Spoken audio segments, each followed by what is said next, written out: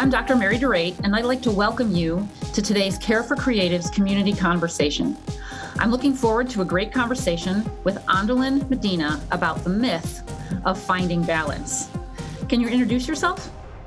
Hi, yes, I'm so thankful to be joining you today, Dr. Mary. So I'm Andolyn Medina.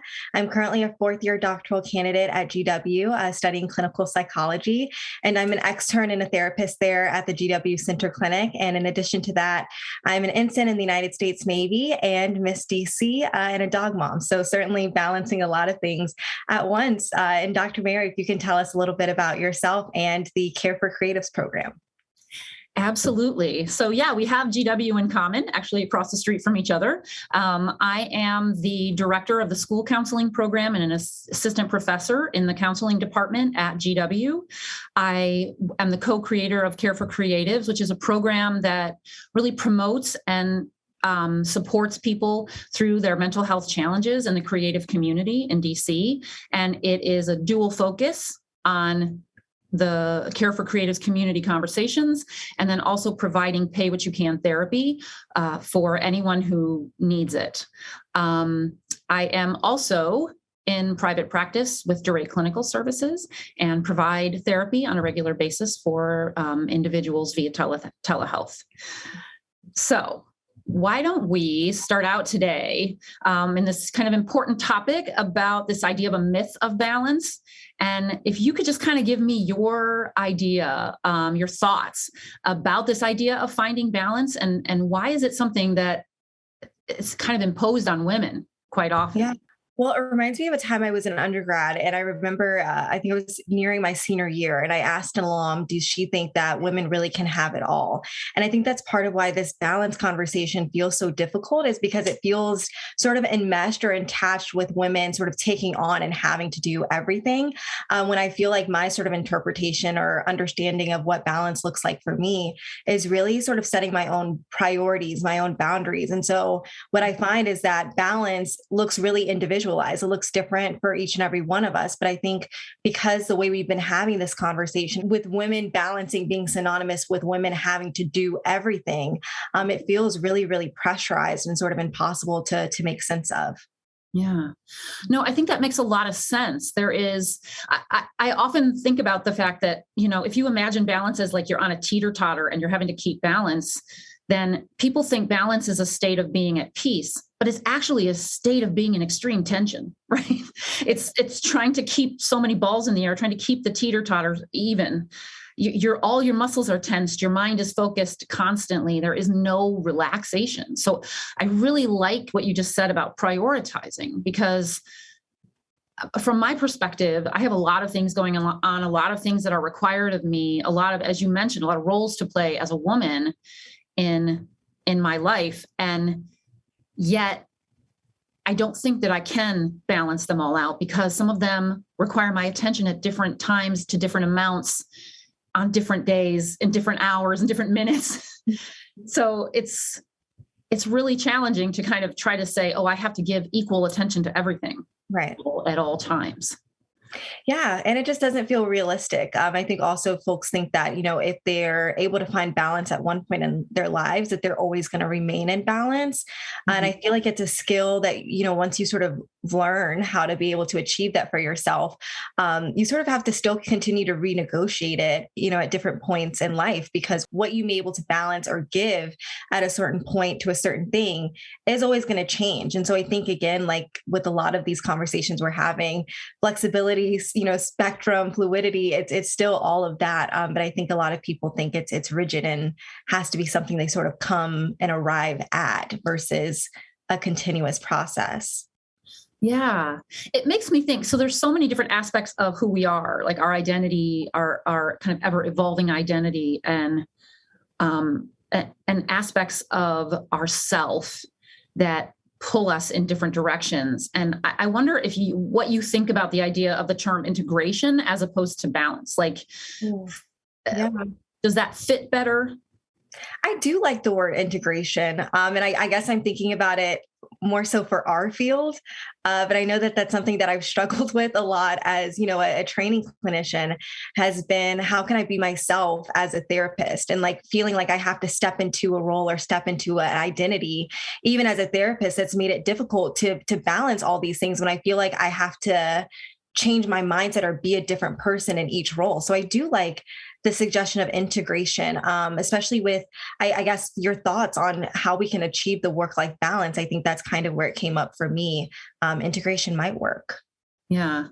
I think for me, first of all, I just want to honor what you just said about being a therapist and having to find that kind of balance of, and for me, I don't think it's a balance. I think it's an integration. I brought that word up because I have to integrate who I am as a therapist into all aspects of my life, because it is such an important part of and way of interacting with the world, that I feel that I try to just titrate how much of that is engaged in all my different areas, whether I'm doing research or providing training or doing therapy or just sitting with a friend or, talking to a parent or, any of those things that I do, just trying to pull the different aspects of my identity in that are relevant to that moment, which in my mind is a way of kind of integrating those things.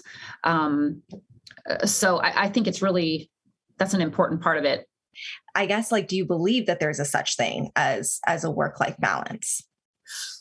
So my honest answer to that is that I think that we can find some semblance of balance, but it's not what people think it is. I don't think it's this idea that we have equal investment and engagement in all areas of our existence. I think I really liked what you said earlier about how there are different amounts of energy that are engaged in the different things that we do. And, at different points in our life, different things are prioritized, are more important. And so balance is like a moment to moment acceptance of our limitations. Mm-hmm. That's kind of how I approach it. There are, in this moment, what can I accomplish that forwards my goals, that forwards my values, that allows me to invest in a way in my life and in other people's lives that is valuable. And if that's right now, the most important thing I can do is focus on getting these lunches ready for kids, or if in this moment, what I can do is focus on this person sitting across from me in therapy, or in this moment, I need to set aside everything else and be focused on this class who needs to learn trauma-informed care tonight, right? And I think it brings up the idea of compartmentalization. And I think compartmentalization is a form of dissociation, but it's a healthy form of it sometimes if it doesn't go too far. Yeah. And I think that being able to compartmentalize is a form of prioritizing. And I'm not sure what your thoughts are on that. No, I would definitely agree. And it's a use. I was thinking about that as well as you were saying that, how useful that tool is, especially in being a therapist, because a lot of people don't even think about the task or the ask of therapists, that, we still have our own lives and our own things that we're dealing with, that, we kind of we compartmentalize, we put it on the back burner while we're seeing our patients, and we try to be there and present with them. And so I definitely utilize that because it's really helpful for me to be able to put some things to the side in order to get through some other things. But like you're saying, if it's unhealthy, then it can get to a form of dissociation. And with that, I was sort of especially thinking about the pandemic, where it felt like time, at least my perception of time, just felt like it flew by. And so I think with balance, it's been a lot harder because it's been hard to make sense of the hours in the day, or how do I split this up, or how do I do this, that, and the other. And so that's definitely something even personally I found myself struggling with coming post, we're not even out of the pandemic, but coming back to school, somehow being slightly in person and slightly online, and, sort of readjusting to this new reality has been, how do I make sense of balancing time when, I'm virtual majority of the time and it looks different. Yeah. I'm really curious because you have had such an amazing and eventful and powerful life to this point, and you've done so many different things. And with the military, the Navy specifically, Miss DC, all the different things that you've been engaged in, plus getting your clinical psychologist degree, as you have kind of moved through those things, what have you found that has helped you figure out your priorities, that has helped you figure out that balance moving forward? I was fortunate enough to go to a small all-girls school for undergrad called Hollins. And so I say it started there because in general, I was just always a kid that was always balancing a lot of things. But in undergrad, it was a small school. My graduating class was probably about 90 girls total. So everybody knew everybody. The activities we were running were all sort of integrated. And I was the president of a house that I was living in where I was also the mentor, a volunteer, this, that, and the other with the other students. And my mentor at the time told me, boundaries are going to be really important for you right now, because if you're going to want to continue on this route, you really need to make a schedule for yourself. And so in terms of making a schedule for myself, that's when I started to learn, what are the things that I really prioritize? So I knew academics were always going to be a thing I needed to carve out in a day. But the biggest thing for me, and I think to this conversation, and especially to being somebody that's pretty creative myself, is that I really do need to carve out me time. And I'm pretty selfish about that. I know when I ride Peloton and I like to exercise, or I like to do yoga. So I know when there's certain things that I need to just fill me and to sort of reboost and get my energy back up. And so that's what I would say in terms of balancing. I really prioritize day to day, what do I need? And what does it look like for me how do I sustain energy? And so it's getting those things, whether it be seeing my friends, doing exercise, meditating, reading. I'm also in my own therapy, but all of those things to try to find my own sort of balance and equilibrium within balancing all of those things. Yeah, that's really great. It sounds like to me, you have found a way to recognize. One of the things I love about our field is that we very much train people to take care of themselves. Yes. You can't take care of yourself, you can't take care of other people. But it sounds like you have really found a way, and that your life has kind of offered you this opportunity to learn how to schedule, prioritize, and manage, and recognize that above all else, if you're not available and ready and capable because you have taken care of yourself, then all the rest of those things, no matter how you prioritize them, are going to fall apart. Exactly. And it's hard to get to that space, and even personally, I know that we were supposed to shoot this last week, and Miss USA passed away untimely. And speaking to that, just the tragedy of her committing suicide and the amount of things that she was dealing with. And I think it's even timely as we're talking about balance and all of these things. But I was grateful to you all for being able to extend that space to me to say, I know that this is hard for you. Do you need a day? But I think that is so uncommon in other spaces in society for us to be attuned or just sensitive to the fact that we're all dealing with certain things, and to catch those moments and to give ourselves the grace and the permission to take time off when we need time off. And that's something, as you were saying, our field definitely talks to us about, but I think more people just need that sort of message of, that's also a key point of balance, is when you don't feel like you have things in control, or you don't feel like you're balanced, is being able to check in with yourself and figuring out what you need. Yeah, no, I think that's a really powerful example. And I was very impressed by your willingness to say, I need this time last week, and say that this is an important and tragic event. And it just demonstrates to us all how important it is to take that time for yourself. Yeah. And it is valuable to do the things that give you joy, and to do the things that kind of release some of your stress and pull you back into yourself. Mm-hmm. And I think the other thing that I think about is loving the things that we do, mm-hmm. right? We can see them as valuable, but do we allow the things we invest our time in to spark our joy, or do we see them as drains on our time? Do we engage in all these different roles because we feel like we have to, right. Or do we engage in these roles because we care about those things and we want them to be important? And I think when we approach it that way, it's putting a boundary around it. In my mind, at least, that's what it is. It's putting a boundary around, this is important to me because I value it. It's not because I have to, or I'm dragged out of my life to go do it, it's because it's valuable to me.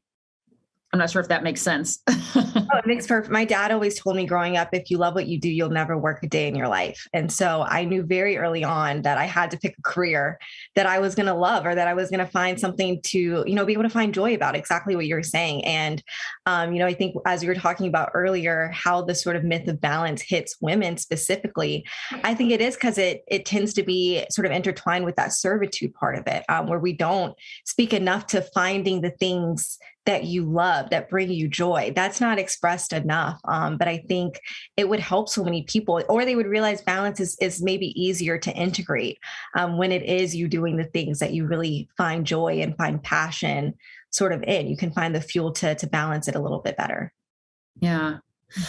Yeah. I have joked with parents because I've also worked as a child and adolescent therapist for many years. And I have joked quite often, like, do you have to make dinner for your children, or do you want to make dinner for your children? Right? Do you want to feed them? Or do you have to? And just that one word, just the difference between I want to do this and I have to do this, it releases so much from our stress level, from our, and yet there is, I believe, and what I have experienced is pressure from our culture, pressure from outside to say, especially if you're a woman, you have to be doing these things. You have to be doing all those things, to your point, that you need to be doing as many things as possible to be demonstrating how perfect and amazing you are at everything that you do.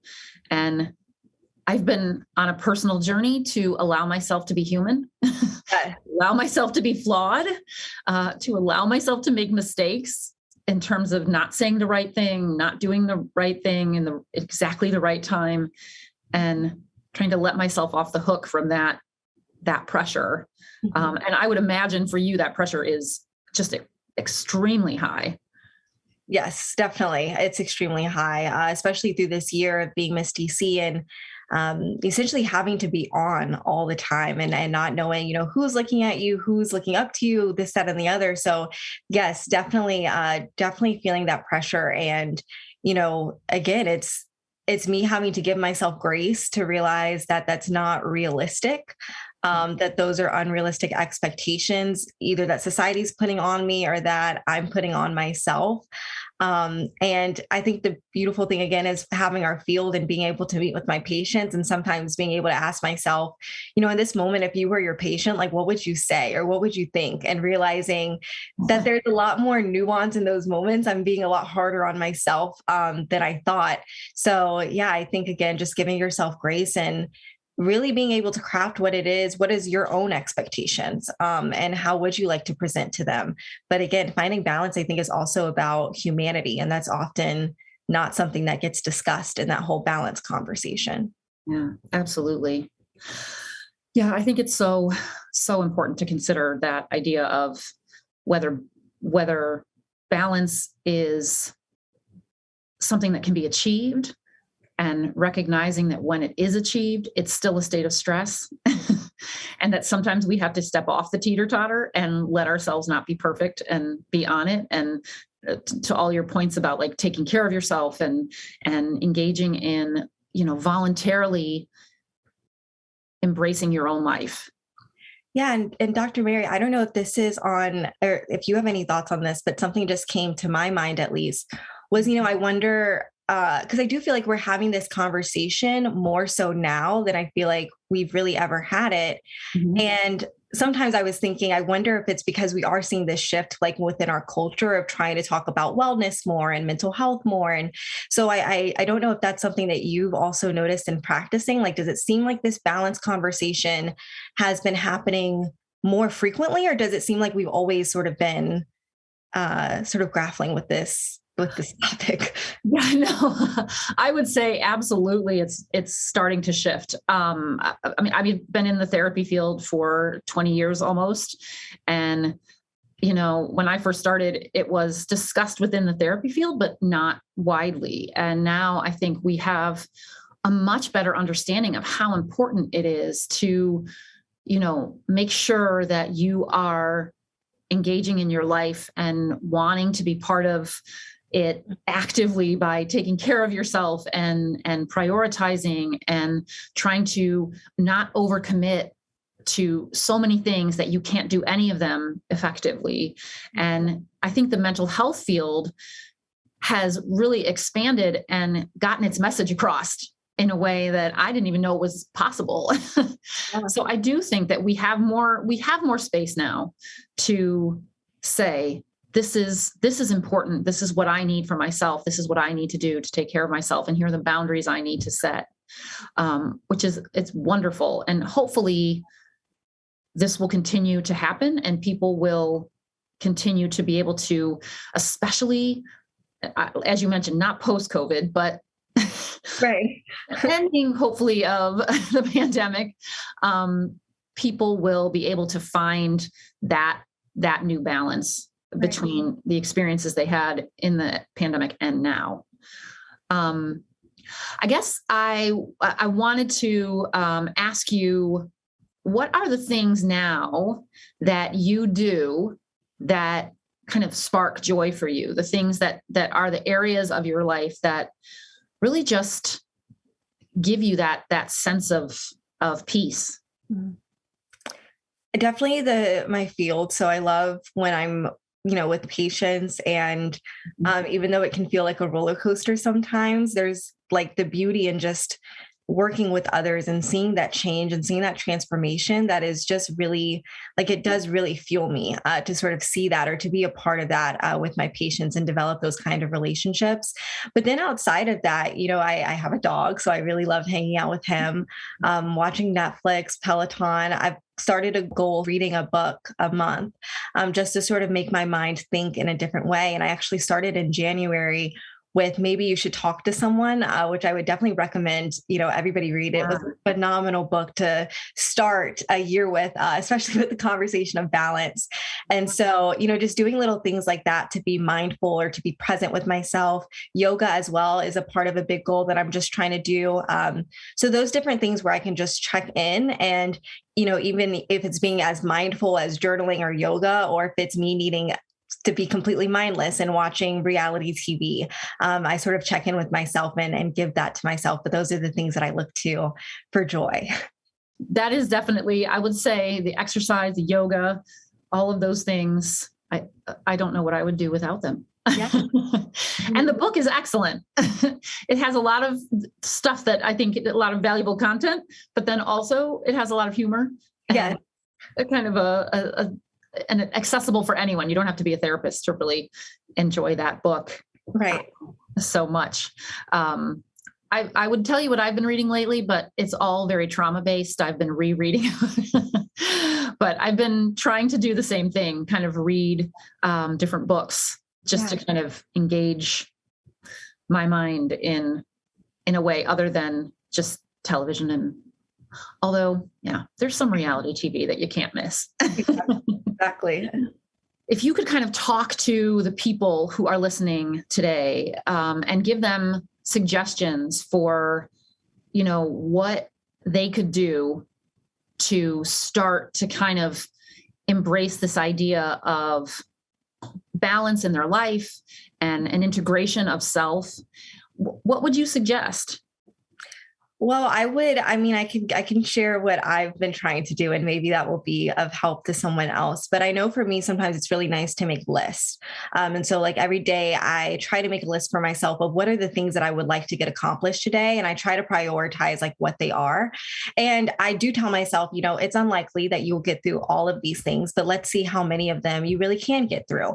And so I try to prioritize it based on both the things that I really need to get done and the things that I want to get done. And I try to sprinkle it sort of every other one so that I can make sure for every need, I like sort of praise myself by giving myself the reward of doing something that I want. And that helps me to sort of strike a balance within the day where I do feel like I'm, still enjoying myself while also feeling productive. Because I know that's a really big deal for me. I hate getting to the end of the day and feeling like, what did I really do with it? So I try to give myself those little lists to help myself stay oriented and try to integrate those in and outs as much as I can. Yeah, no, I think that's great. Lists are really helpful. They kind of give you a structure. They give your brain a structure to hold on to during the day. They hold you accountable a little bit too. It's like yourself holding yourself accountable. I try to remind myself whenever I start something, once I have kind of a list of what I need to get done in the day, if I start it and then feel myself, I'm the kind of person that once I start a task, I start thinking, oh, but I also need to do this. And I also need to do that. And maybe if I just take a break and go do that. And so the way that I kind of keep myself on my list is to say, remember how great it's going to feel when you get this done. Mm-hmm. Just like predict into the future how wonderful and stress relieving it'll feel when you hit submit on this thing you've been knowing you have to get done. Mm-hmm. So I will kind of motivate myself with that stress relieving moment, that endorphin release of I've accomplished something, done, and now move on to the next thing. Instead of kind of that false, right. I saw you nodding. So there's like this false thing where it goes, oh, well, I have so many things to do. If I just work on all of them a little bit at once, then maybe I'll just get them done. It's like, no, get one thing done. Yes. And then maybe get the next thing done. And whatever you don't get done, you can do the next day. Mm-hmm. But yeah, I was thinking along with that also, I've been telling myself more so that when I have a thought to do something, doing it in real time, rather than saying like, oh, I'm going to do that tomorrow. And I found that I call it like my future self or my past self. But I'm like, oh, my future self will thank me for that. So I also think that's nice too, is just to give yourself little gifts if there's something that you can do in real time to just try to knock it out so that you don't have to stress about it later. Yeah, I really love that idea. Being able to say to your future self, this is my gift to my future self. Yes. Yes. Yes. So I'm wondering if there are any kind of books or other podcasts, other books or podcasts or resources that you feel like have been useful to you that you could recommend or. Yeah. So again, definitely maybe you should talk to someone. I really loved that. There's also a book by Malcolm Gladwell. It's called Talking to Strangers. I also loved that one for a different reason. I don't really think it talks about balance as much, but it talks about sort of meeting people where they are and how we are all different and coming into life with our own backgrounds and just like hold space with, what it looks like talking to strangers. So I would recommend that one as well. I also am a big fan. I'm into social media. So I'm a really big fan of utilizing like the hashtags of Instagram or TikTok or what have you to sort of look for resources and tools. So I also use that, like using hashtags like mental health or hashtag balance, hashtag self-care to find different therapists that I follow on social media to see their advice. And then Psychology Today is just a really great resource, both for finding a therapist and for different things that you may Google and may be curious about as it relates to psychology. So that and the National Alliance for Mental Illness would also be the other resource that I would suggest for folks. Yeah. I would add only that I recently just finished a book called The Brain's Way of Healing.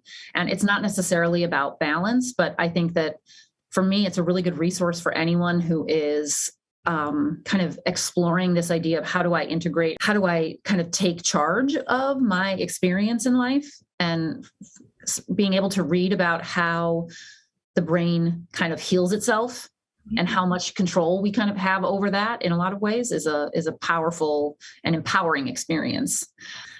Well, I just wanted to say thank you so much. This has been such a wonderful conversation with you. It's been so great to meet you and get a chance to kind of hear how you have balanced all these amazing things that you have been focusing on and accomplishing in your life. Is there a way that people can connect with you? Any social media or websites? Sure. So everyone can feel free to reach out either on Instagram at Andolyn Medina. It's my name just all spelled together, or my official Miss DC Instagram is Miss America DC. And I thank you, Dr. Mary, and thank all of the staff behind the scenes as well, just for making this possible and for being able to share space and have this important conversation. So thank you for having me as well. Thank you. Thank you for watching this Care for Creatives community conversation. To learn more about the Creative Affairs Office and Care for Creatives, visit creativeaffairsdc.com. Thank you again for joining us. In closing, here are a few helpful resources. The Care for Creatives program, Pay What You Can Counseling, Learn more at creativeaffairsdc.com. Maybe You Should Talk to Someone by Lori Gottlieb. Talking to Strangers by Malcolm Gladwell. The Brain's Way of Healing by Norman Doidge. Make a to-do list and focus on getting one thing done at a time. Search #mental health, #self-care, #balance on social media for resources. Psychology Today. Learn more at psychologytoday.com. National Association of Mental Illness, NAMI. Learn more at nami.org. Thank you for watching.